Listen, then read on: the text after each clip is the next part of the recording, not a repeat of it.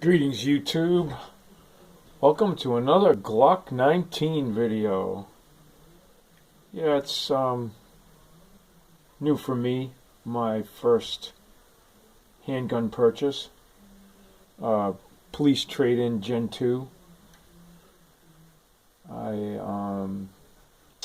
changed all the springs basically. All new springs. This is just like a little exercise of putting it back together, seeing if I can identify all the parts. So, extractor,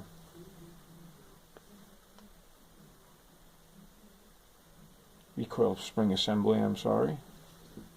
Extractor, plunger spring, assembly with spring-loaded bearing. I'm not sure what they call it that. It's just like a little piece of plastic that goes in the end. Firing pin assembly. I'm not going to take all this stuff all apart. Just I polished all the parts. Gave it the 25-cent trigger job, so-called. All the parts that come in contact with each other. And supposedly, it gives you a little bit better trigger pull. One thing when I bought it, because it was a police trade-in, it came with this. Sure, we all know what this is. The 12.5-pound New York 2 trigger, so not like it would have even mattered, but all the things I read about it, I just put the 5.5-pound Glock spring back in. Another thing that I put on was the Glock extended slide release. I don't know if I needed it or not. It's kind of what I wanted to do. I should remember the name of this stuff. Grip tape 5000, or it's not. It's like skateboard tape, but it's not. It's more rubbery. I think it's actually better. So basically, I just outlined the original pattern that was, on the frame. Some index points up here, and then down underneath from my support hand. Seemed like the right thing to do. First day that I took it out at the range and I brought it home, I had one stovepipe. I probably blamed it on myself, just being a new shooter or whatever, but about a week went by and decided I was going to clean it again, and I noticed that this polymer trigger housing pin, now this, because it's a Gen 2, it only has one steel pin through the firing pin block, and one holding the back of the trigger group to the frame, and that was gone. So I was like, geez, it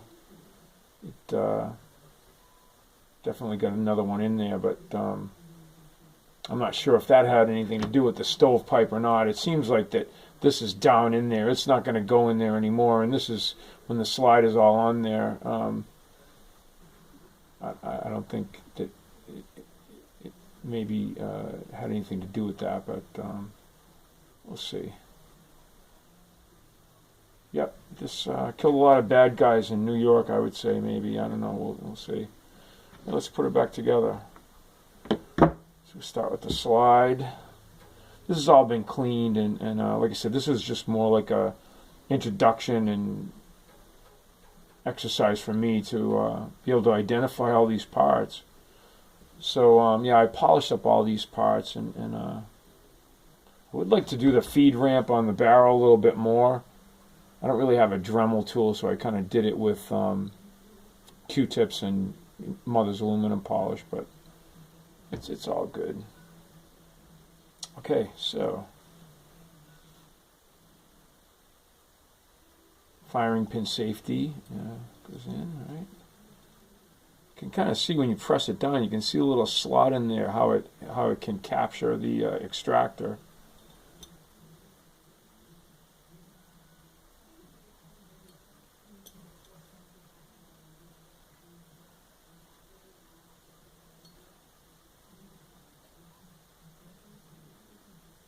Okay. Extractor plunger. Put it in the right way, right? You see the metal going up against the back of the extractor. I don't know if you can see that very good. You can see it in the firing pin.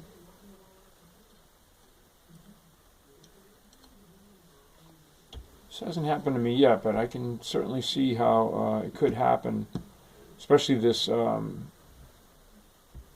extractor plunger. When you go to slide this off, this whole thing wants to come off, so you kind of hold that down.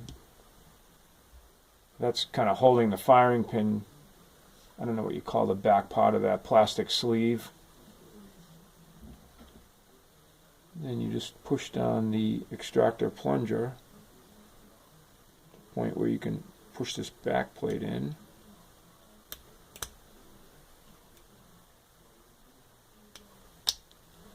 It snaps in. You want to make sure that the firing pin has some tension on it. You should be able to hear, I've read too, the firing pin moving around. You can also see the firing pin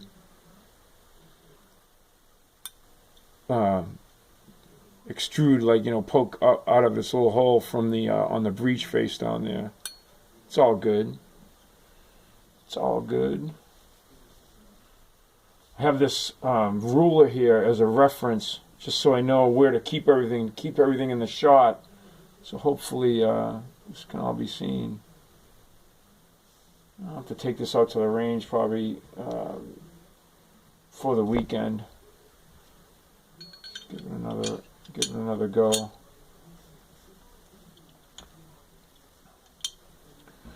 When I bought all these springs, when I first bought the gun, the first thing I did is I bought the 5.5 pound trigger spring, and then, you know, I had to get that out of there, you know, get that New York trigger out of there, and then I decided, geez, I got to get a new recoil spring, and then it's like, God, I got the recoil spring, I got the new trigger spring. I should have bought the damn spring kit. That's what I should have bought. So it's kind of like I was backpedaling, and I ended up buying